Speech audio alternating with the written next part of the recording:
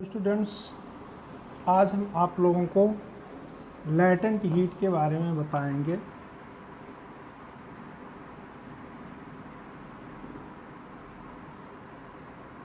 Latent heat क्या चीज़ होता है उसको हम आपको बताएंगे। उसके टाइप्स वगैरह जो कुछ भी है उसके बारे में आपको हम बताएंगे। आइए पढ़ते हैं लैटेंट हीट क्या होता है। आप मान लीजिए कि यहाँ पर आप कोई भी सबस्टेंस लिए, चाहे सॉलिड लिए चाहे लिक्विड लिए, गैस मत लीजिएगा, ठीक है। कोई सबस्टेंस है,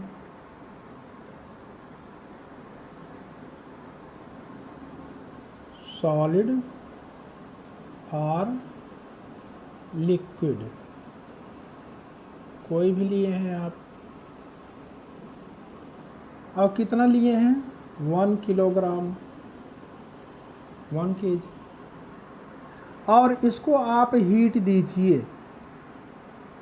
क्या दीजिए? Heat.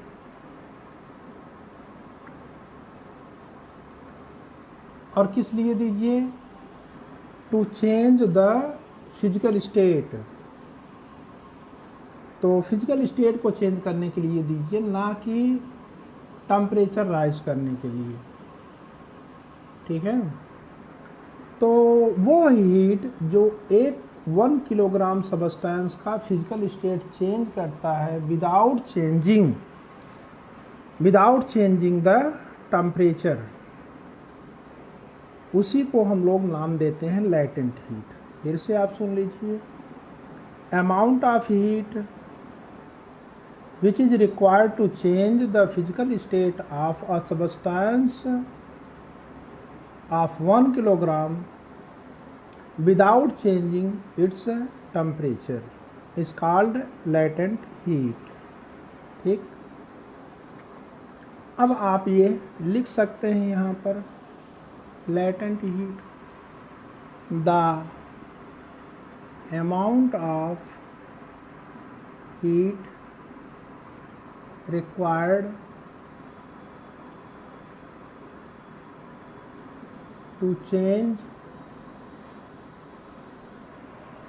the physical state of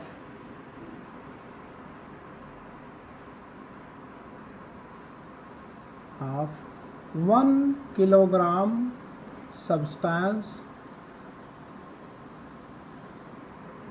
1 kilogram substance without changing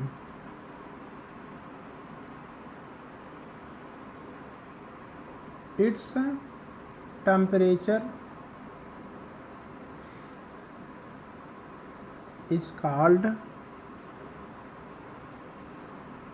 latent heat। इसको हम लोग latent heat के नाम से जानते हैं। latent heat दो प्रकार का होता है, यानी अब हम लोग समझेंगे latent heat के बाद latent heat ये की।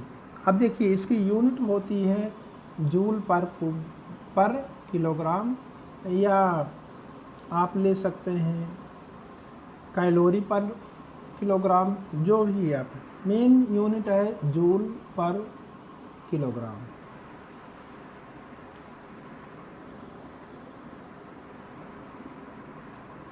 अब इसके बाद आप देखेंगे टाइप्स लैटेंट हीट, यानी टाइप्स ऑफ लैटेंट हीट।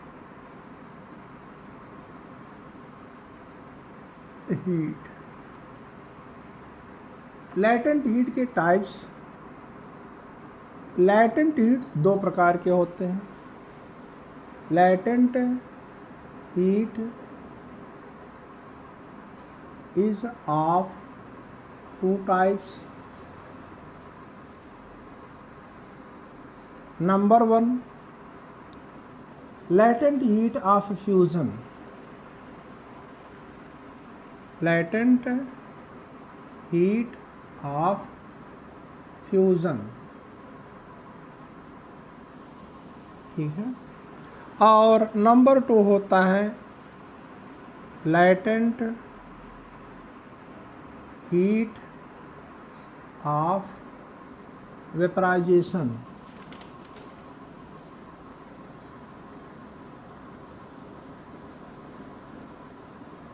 दो प्रकार के होते हैं। अब इसमें एक एक बारी बारी से पढ़ते हैं। अब हम आपको बताएंगे latent heat of fusion।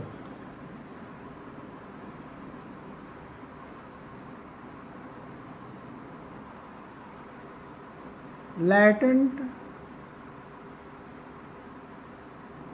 heat of fusion। latent heat of fusion किसको कहते हैं? आपने मान लीजिए यहाँ पर 1 किलोग्राम सॉलिड लिया और इसका टेम्परेचर मेल्टिंग पॉइंट पर है। Temperature equal to melting point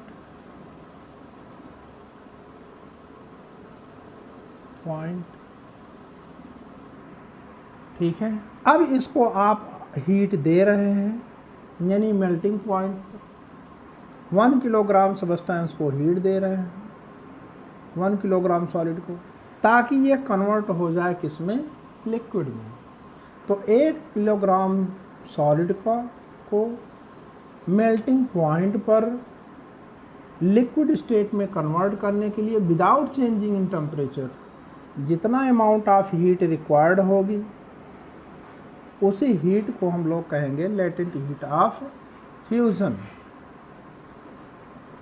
1 kilogram solid को लिक्विड में कन्वर्ट करने के लिए मेल्टिंग पॉइंट पर जितनी हीट रिक्वायर्ड होती है कि सॉलिड लिक्विड में कन्वर्ट हो जाए, जितनी हीट रिक्वायर्ड होती वही होता है लेटेंट हीट ऑफ फ्यूजन। तो लेटेंट हीट ऑफ फ्यूजन की डिफिनेशन इस प्रकार से दे सकते हैं: the amount of heat required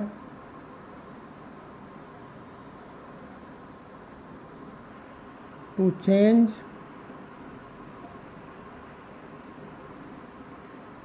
1 kilogram solid into liquid at its melting point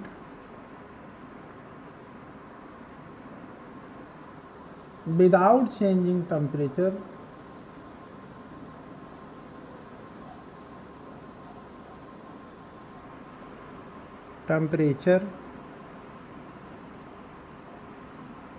is called latent heat of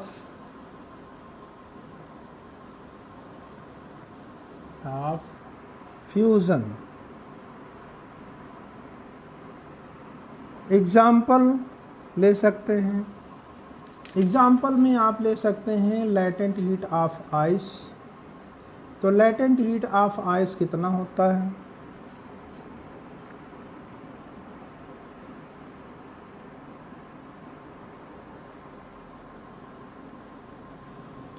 यह है 3.34 इंटू 10⁵ जूल पर किलोग्राम होता है। इसका मतलब हुआ कि 1 किलोग्राम आइस को वाटर में कन्वर्ट करने के लिए एट इट्स मेल्टिंग पॉइंट यानी एट 0 डिग्री सेंटीग्रेड इतनी जूल यानी 3.35 joule 3.35 into 10⁵ joule energy required होगी। ये तो हो गया लेटेंट हीट ऑफ फ्यूजन के बारे में। इसके बाद आएगा latent heat of vaporization.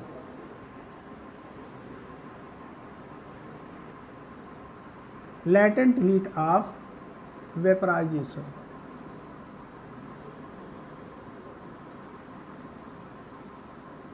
Latent heat of vaporization किसको कहते हैं वो समझ लीजिए। आपने यहाँ पर 1 किलोग्राम लिक्विड ले लिया और इसका टेम्परेचर कितना रखें? टेम्परेचर बॉइलिंग पॉइंट,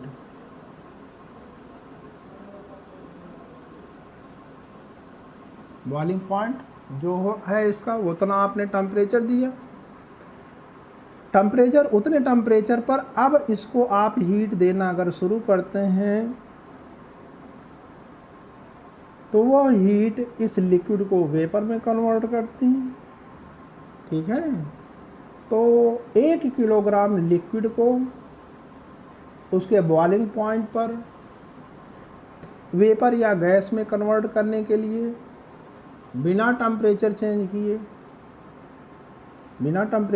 किए 1 किलोग्राम लिक्विड को वेपर में चेंज करने के लिए जितनी अमाउंट ऑफ हीट रिक्वायर्ड होगी वही होगा उस लिक्विड का लेटेंट हीट ऑफ वेपराइजेशन। इसमें भी टेम्परेचर चेंज नहीं होगा, टेम्परेचर उसका बॉइलिंग पॉइंट पर बना रहे। ठीक है,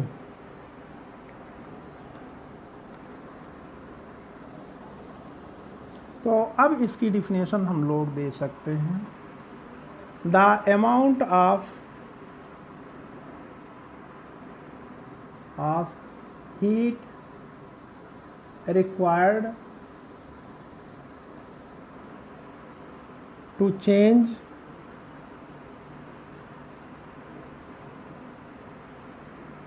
one kilogram liquid into vapor at constant temperature, at boiling point हम लिख दे रहे हैं, at boiling point without changing the temperature is called latent heat of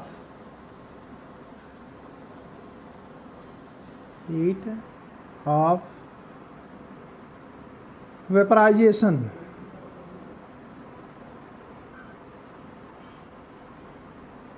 इसमें एग्जाम्पल ले सकते हैं।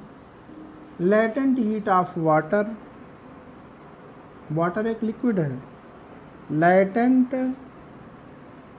हीट ऑफ वाटर, वाटर का लेटेंट हीट है कितना?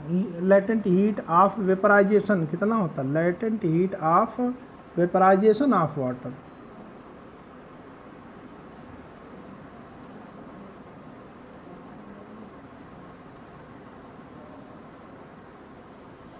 ये होता है 22.5 into 10⁵ joule per kilogram, unit है जूल पर किलोग्राम। यानी 1 किलोग्राम लिक्विड को बॉइलिंग पॉइंट पर वेपर स्टेट में चेंज करने के लिए, लिक्विड से वेपर फॉर्म में चेंज करने के लिए 22.5 इंटू 10⁵ जूल एनर्जी की आवश्यकता पड़ेगी। यही है लेटेंट हीट ऑफ वेपराइजेशन। ठीक, लेटेंट हीट केवल फिजिकल स्टेट को चेंज करता है, किसी सबस्टेंस के का टेम्परेचर राइज नहीं करता है। क्यों नहीं करता है इसको जान लीजिए। ठीक,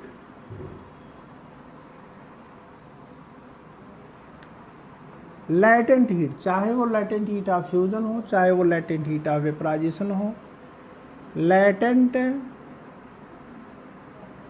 heat does not change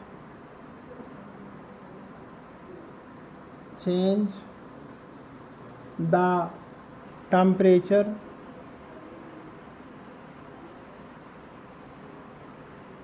of substance because it does not change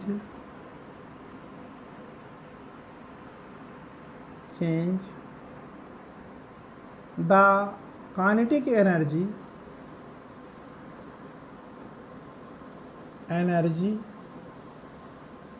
of particles of substance.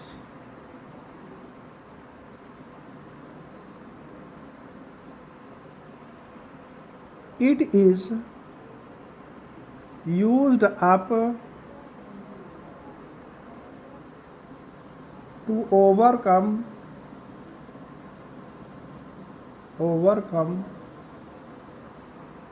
the force of attraction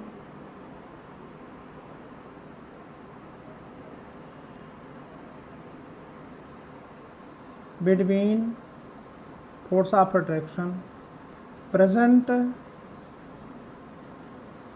between the particles of substance. ये पार्टिकल सबस्टेंस के पार्टिकल्स के बीच प्रेजेंट फोर्स ऑफ अट्रैक्शन को कम करने में use होता है, उसको decrease करता है फोर्स ऑफ अट्रैक्शन को। ये काइनेटिक एनर्जी को नहीं इंक्रीज़ करता है। काइनेटिक एनर्जी नहीं इंक्रीज़ करता है, इसलिए ये टेम्परेचर नहीं राइज करता है। ये तो यूज हो जाता है पार्टिकल्स के बीच प्रेजेंट फोर्स ऑफ अट्रैक्शन को कम करने के लिए, इसीलिए यह टेम्परेचर को राइज या टेम्परेचर को चेंज नहीं करता है। ठीक, इसके आगे नेक्स्ट सेशन में आपको बताएंगे।